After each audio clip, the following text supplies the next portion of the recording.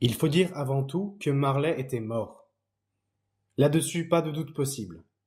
Le registre mortuaire avait été signé par le pasteur, son clerc, l'entrepreneur des pompes funèbres et le principal deuilleur.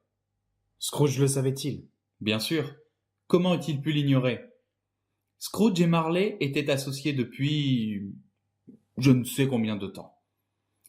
Scrooge fut son seul exécuteur testamentaire, son seul curateur, son seul mandataire, son légateur universel, son seul ami, bref, le seul qui eût pris son deuil. Et Scrooge lui-même, à vrai dire, ne fut pas si terriblement ému par ce triste événement qu'il ne se montra excellent homme d'affaires le jour même des funérailles.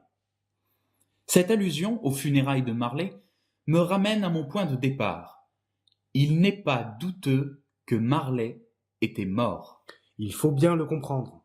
Sinon, l'histoire que nous allons vous conter ne contiendrait pas le moindre mystère. Oh, c'est qu'il maniait la meule d'un point ferme, notre Scrooge. Le vieux Pandare savait mieux que personne pressurer, tordre, arracher, serrer, gratter et tondre. Dur et tranchant comme le silex, un silex dont jamais acier ne fit jaillir la moindre étincelle généreuse. Secret et renfermé et aussi solitaire qu'une huître.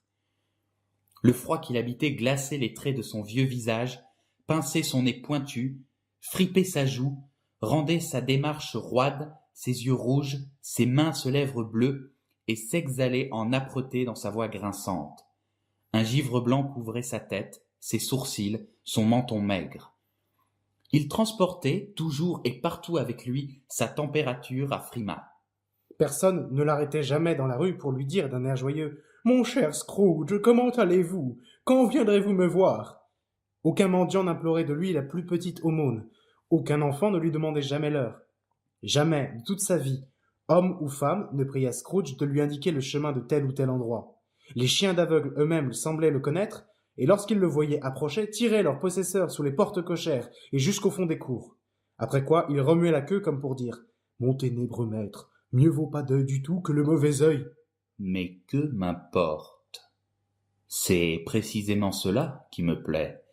Me faufiler le long des chemins de la vie, encombré par mes semblables, en faisant savoir à toute sympathie humaine qu'elle devrait se tenir à distance.